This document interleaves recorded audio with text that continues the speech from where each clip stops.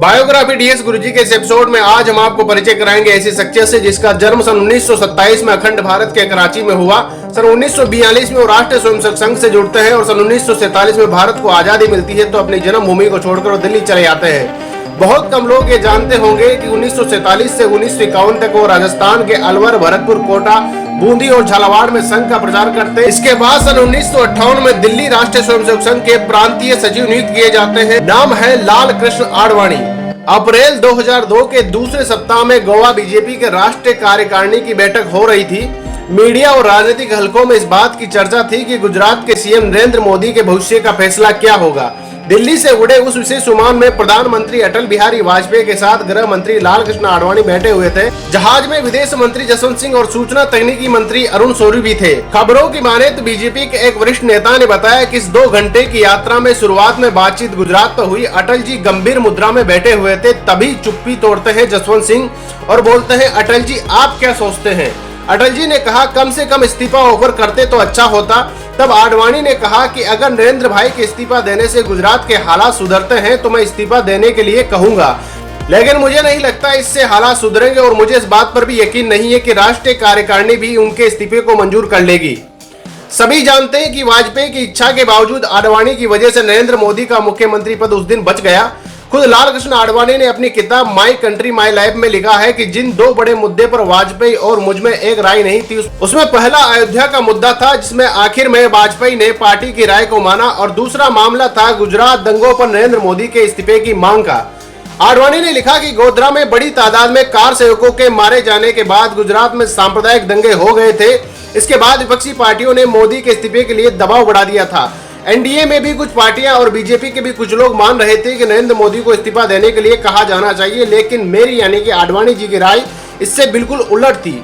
अब इससे करीब 18 साल पहले चलते हैं जब 1984 के चुनाव में बीजेपी की करारी हार के बाद राष्ट्रीय स्वयं संघ की तरफ से नरेंद्र मोदी को बीजेपी में भेजा गया था और आडवाणी ने मोदी को गुजरात में काम की जिम्मेदारी सौंपी थी। फिर आडवाणी की इच्छा पर ही उन्हें पार्टी का महासचिव बनाया गया था। आडवाणी की राम रथ यात्रा की गुजरात की जिम्मेदारी भी नरेंद्र मोदी के पास ही रही थी। रथ यात्रा को पूरे देश में भारी समर्थन मिल रहा था। बिहार में लालू यादव की सरकार ने आडवाणी को गिरफ्तार कर लिया, लेकिन वही आडवाणी 6 दिसंबर सन 1992 को अयोध्या में कार सेवकों को मस्जिद ढहाने से रोकने की अपील कर रहे थे और मस्जिद गिरने के बाद दुख जताया था। ये बात और है कि कुछ समय बाद मौजूदा सरकार में सीबीआई ने इस मामले पर उनके खिलाफ चार्जशीट दायर कर दी थी। आडवाणी और नरेंद्र मोदी के बीच बरसों बरस तक गुरु शिष्य जैसा रिश्ता बना रहा। मोदी भी आडवाणी को गुजरात से लगातार सांसद बनाकर भेजते रहे और वाजपेयी की तमाम नाराजगी के बावजूद मोदी आडवाणी के विशेष स्नेह पाते रहे। राजनीतिक विशेषज्ञों का मानना है जनसंघ से लेकर बीजेपी तक के सफर में आडवाणी से ज्यादा योगदान किसी का नहीं रहा है। बीजेपी की दूसरी पीढ़ी यानी जो आज सरकार में बैठे हैं उनमें 90% से ज्यादा लोग आडवाणी की ही देन माने जाते हैं। सन 1984 में जब बीजेपी की करारी हार के बाद सन 1986 में सरकार बनाने तक पहुंचाने में आडवाणी का योगदान को नजरअंदाज नहीं किया जा सकता। राम मंदिर आंदोलन के दौरान देश में सबसे ज्यादा लोकप्रिय नेता होने और संघ परिवार का पूरा आशीर्वाद होने के बावजूद आडवाणी ने सन 1995 में वाजपेयी को प्रधानमंत्री पद का दावेदार का ऐलान करके सबको हैरानी में डाल दिया था। उस वक्त वह पीएम बन सकते थे, लेकिन आडवाणी ने कहा कि मैं बीजेपी में वाजपेयी से बड़ा नेता कोई नहीं देखता हूं।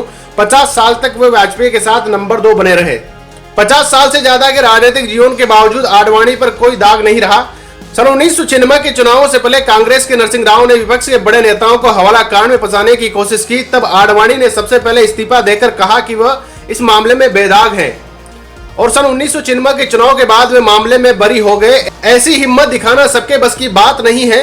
राजनीतिक विश्लेषकों का मानना है नरेंद्र मोदी भले ही खुद को सरदार पटेल जैसा मानते हो, लेकिन उन्हें अपनी सरकार और पार्टी में विरोध का सर जुटाने वाला कोई पटेल बर्दाश्त नहीं होता है। वैसे हकीकत यह भी है कि पार्टी और सरकार में इस कद पर और दम पर कोई दूसरा नेता आज दिन तक नहीं दिखता जो विरोध का सुर जाहिर कर सके। अगर बात शुरुआत से की जाए तो एलके आडवाणी यानी कि लाल कृष्ण आडवाणी का जन्म कराची सिंध परिवार में 8 नवंबर सन 1927 में हुआ था। उनके पिताजी एक व्यापारी थे। उनके पिता का नाम श्री किशन चंद आडवाणी था तथा माता का नाम श्रीमती ज्ञानी देवी था। यह परिवार भारत के कराची प्रांत जो कि अब पाकिस्तान में है उसका हिस्सा हुआ करते थे। कराची में रहने के बाद भारत पाकिस्तान के बंटवारे में ये परिवार पाकिस्तान से मुंबई भारत में आ गए थे। लाल कृष्ण आडवाणी की स्कूली शिक्षा Saint Patrick's High School Karachi से हुई। फिर उन्होंने हैदराबाद के केके कॉलेज से अपनी पढ़ाई पूरी की। पाकिस्तान से भारत आने पर उन्होंने बॉम्बे यूनिवर्सिटी के गवर्नमेंट लॉ कॉलेज से अपनी वकालत की पढ़ाई पूरी की। सन 1965 में फरवरी में लालकृष्ण आडवाणी जी का विवाह कमला देवी से हुआ। इस दंपत्ति की 2 संतानें थी। उनके पुत्र का नाम जयंत आडवाणी तथा पुत्री का नाम प्रतिभा आडवाणी है। प्रतिभा आडवाणी टीवी सीरियल्स की निर्माता होने के साथ साथ अपने पिता के राजनीतिक क्रियाकलापों में भी सहायिका रही है। श्री आडवाणी की पत्नी का हृदयघात से अचानक अप्रैल 2016 में निधन हो गया था।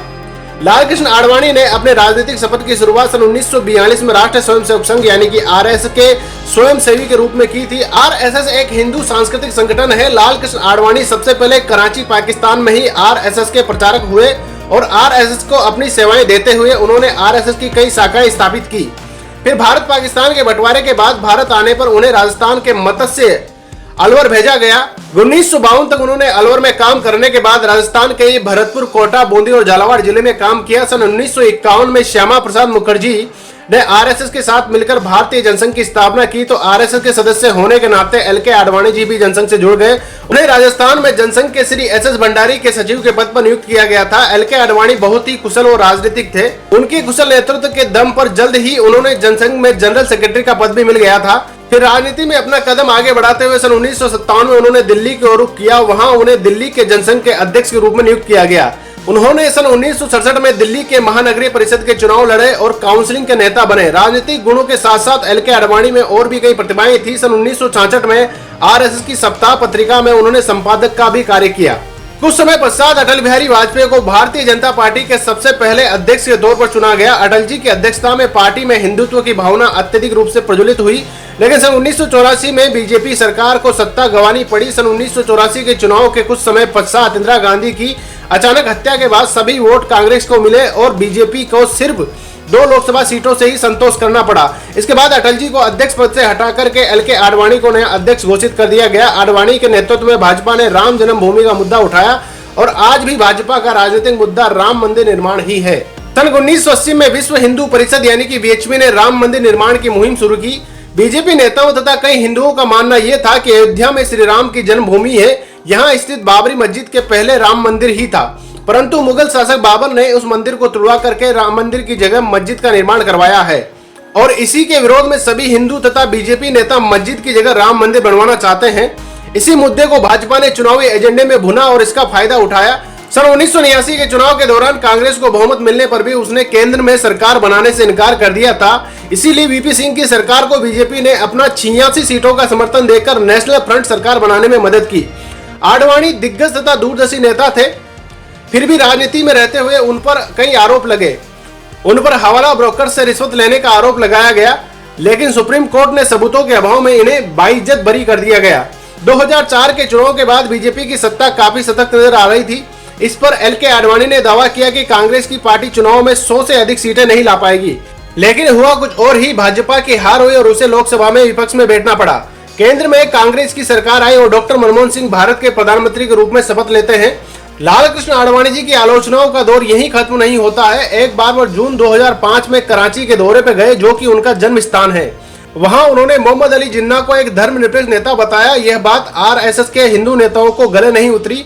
आरएस ने इस बयान के विरोध में आडवाणी के इस्तीफे की मांग की और तमाम क्रियाकलाप के बाद आडवाणी को विपक्ष के अध्यक्ष पद से इस्तीफा देना पड़ा, लेकिन बाद में उन्होंने अपना इस्तीफा वापस ले लिया। 2004 से 2009 तक विपक्ष के अध्यक्ष पर रहते हुए 2006 में एलके आडवाणी ने एक न्यूज चैनल को दिए इंटरव्यू में अपने खुद को 2009 के चुनाव में प्रधानमंत्री पद का प्रबल दावेदार बताया था। भाजपा में इस दावेदारी का मुख्य कारण था कि वो भाजपा के वरिष्ठ और अनुभवी नेता थे। उनकी इस दावेदारी को मजबूती देते हुए बीजेपी के अध्यक्ष राजनाथ सिंह ने कहा था कि अटल जी के बाद आडवाणी ही है वे प्रधानमंत्री पद के लिए प्राकृतिक रूप से दावेदार हैं। इसी कड़ी में दिसंबर 2007 में अगले चुनाव के लिए भाजपा ने एलके आडवाणी को प्रधानमंत्री पद के लिए दावेदार घोषित कर दिया, लेकिन शायद आडवाणी जी की किस्मत में प्रधानमंत्री बनना लिखा नहीं था। 2009 में एक बार फिर कांग्रेस की सरकार केंद्र में आई और डॉक्टर मनमोहन सिंह ने दूसरी बार प्रधानमंत्री के रूप में शपथ ली। 2009 के चुनाव हारने के बाद लालकृष्ण आडवाणी ने पार्टी के दूसरे नेताओं के लिए रास्ता साफ किया और पार्टी में ज्यादा सक्रिय नहीं हुए। 2009 में सुषमा स्वराज भाजपा की ओर से लोकसभा में विपक्ष के अध्यक्ष के रूप में चुनी गई। 2014 के चुनावों के लिए नरेंद्र मोदी की सभी मुहिमों में प्रबल दावेदारी और भागीदारी रही। इस पर आडवाणी जी ने नाराज होते हुए बीजेपी पर आरोप लगाते हुए कहा कि ये पार्टी श्यामा प्रसाद मुखर्जी, दीनदयाल उपाध्याय, नानाजी देशमुख, अटल बिहारी वाजपेयी द्वारा बनाई गई पहली जैसी पार्टी नहीं रही। इसके बाद 11 जून 2014 में आडवाणी जी ने भाजपा के सभी पद त्याग कर इस्तीफा दे दिया, लेकिन भाजपा के वरिष्ठ समिति ने 11 जून 2013 को इस्तीफा अमान्य करते हुए बीजेपी अध्यक्ष राजनाथ सिंह ने आडवाणी को आश्वासन देते हुए कहा कि पार्टी में उनकी महत्वपूर्ण भूमिका है। पार्टी को हमेशा आडवाणी जैसे दिग्गज अनुभवी नेता की आवश्यकता रहेगी। 2014 में एल के आडवाणी को भाजपा संसदीय बोर्ड से निकालकर बीजेपी के मार्गदर्शक मंडल में डाल दिया गया। इस मंडल में आडवाणी के साथ साथ कई पार्टी के वरिष्ठ नेता अटल बिहारी वाजपेयी के साथ साथ मुरली मनोहर जोशी भी शामिल थे। एल के आडवाणी ने अपने जीवन की घटना तथा राजनीतिक सफर को माई कंट्री माई लाइफ नामक पुस्तक के जरिए दुनिया को बताया है। इस किताब का विमोचन भारत के 11वें राष्ट्रपति एपीजे अब्दुल कलाम द्वारा 2008 में किया गया था। इस किताब में कुल मिलाकर के 1040 पृष्ठ हैं, जो कि आडवाणी के जीवन की घटनाओं को चरितार्थ करते हैं। ये किताब अधिक बिकने वाली किताब रही है। श्री एल के आडवाणी जी भाजपा के वरिष्ठ नेता हैं। उन्होंने पार्टी के लिए हमेशा अपने अनुभव का योगदान दिया है।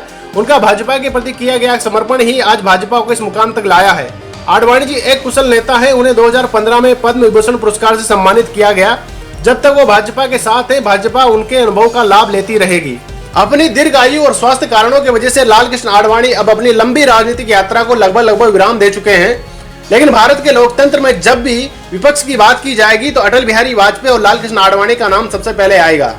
तो ये थी बायोग्राफी एक ऐसी शख्सियत की जिसका जन्म कराची में होता है और भारत में आकर के तमाम संघर्षों के बावजूद वो 2 प्रधानमंत्री अगर भारत को दे देते हैं तो बहुत बड़ी बात होती है। बहुत कुछ इनके जीवन से हम संघर्ष कर सकते हैं, सीख सकते हैं, समझ सकते हैं कि जो इच्छा आपकी होती है अगर वो ना मिले तो भी आप बहुत सारी चीजें कर सकते हैं ताकि दुनिया आपको याद कर सके, सम्मान से याद कर सके। फिलहाल के लिए धन्यवाद। बने रहिए डीएस गुरुजी के साथ। अगर और कोई बायोग्राफी आपको सुननी हो, जाननी हो, समझनी हो तो कमेंट करके जरूर लिखें। थैंक यू, धन्यवाद, जय हिंद, जय भारत।